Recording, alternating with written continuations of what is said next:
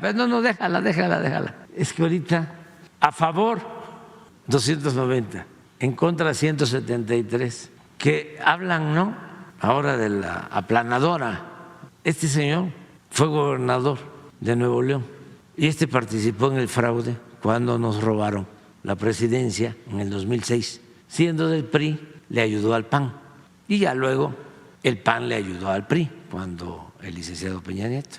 Todo esto para los jóvenes, ¿no?, porque hay mucha desmemoria. Miren lo que decía Zedillo, que eso estaba de moda en ese entonces. No me ha temblado la mano para tomar las decisiones que salvarán la economía. Tenían otra, tenemos que ajustarnos el cinturón. Y siempre el que se ajustaba el cinturón o al que se le ajustaba el cinturón era el pueblo. El gobierno no se ajustaba el cinturón. Pues con Zedillo es que desaparece, por poner un ejemplo. La Suprema Corte quitan a todos los ministros de la Corte y los manda a su casa, pero con una pensión vitalicia de 250,000 pesos mensuales. A esos no se apretaban el cinturón. Adelante. Entonces se privatizan los ferrocarriles. Tan descarado fue este atraco que al terminar su sexenio, el expresidente Ernesto Zedillo se fue a trabajar como asesor del Consejo de Administración de una de las empresas que se quedó con la mayor parte de la infraestructura ferroviaria del país. O sea, les entrega los ferrocarriles, termina su mandato y se va a trabajar a esa empresa extranjera. El 23 de mayo de 1996, legisladores de ambos partidos aprobaron la ley de los sistemas de ahorro para el retiro, las AFORES, lo cual permitió entregar el manejo de las pensiones a operadoras financieras privadas nacionales y extranjeras, administradoras de fondos para el retiro, AFORES, y con ello la administración sin transparencia, con altos costos por la operación y baja rentabilidad a los derechohabientes. Sobre esto lo corregimos ya, porque las comisiones que le cobraban a los trabajadores por manejar sus pensiones eran de las más altas del mundo. Y hicimos una modificación a la ley y logramos reducir el cobro de comisiones. Y desde que se redujo el cobro de comisiones, han habido ahorros, a ver si no me equivoco, como del orden de 30,000 millones de pesos en favor de los trabajadores.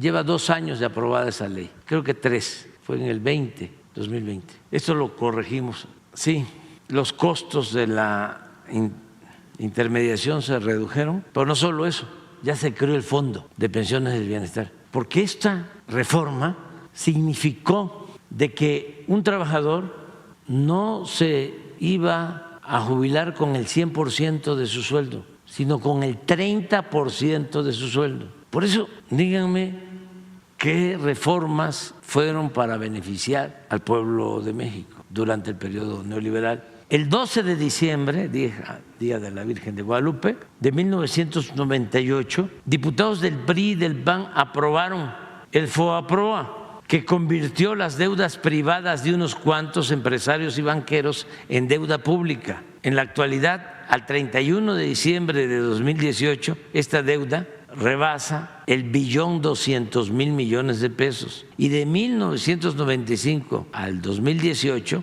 se han destinado solo para pagar intereses más de 800.000 millones de pesos del presupuesto nacional. La pregunta es, ¿estos recursos hubiesen, o mejor dicho, la observación es, nada más con el pago de estos intereses, 800.000 millones de pesos, hubiese alcanzado para impulsar actividades productivas, crear empleos y promover el bienestar del pueblo? Se ha pagado de intereses, porque esto es hasta el 18, como 1.300.000. Es la suma de lo que se invirtió en el Tren Maya, en el tren del Istmo, en la refinería de Dos Bocas, en el aeropuerto Felipe Ángeles, y sobra, para que vean lo que significaron estas reformas. Sí, estamos hablando nada más de intereses, porque son alrededor de 40-50 mil millones de pesos por año de pago de interés, para salvar a los de arriba y convertir las deudas de ellos en deuda pública. Cuando esto estábamos nosotros en la oposición, luchábamos solos. ¿Ustedes creen que Televisa o Azteca o Imagen o el Reforma o Excelsior o Milenio o Universal defendieron el interés general, el interés del pueblo? Nada, apoyaron este robo. Por eso siempre hablamos de delincuencia de cuello blanco, porque ya nos tenían también mal acostumbrados, o ya nos habían metido en la cabeza de que el ratero, el ladrón, era el que se robaba una gallina, que se robaba un cilindro de gas, que se robaba una bolsa en el mercado. Y los grandes ladrones ni siquiera perdían su respetabilidad, los saqueadores de México.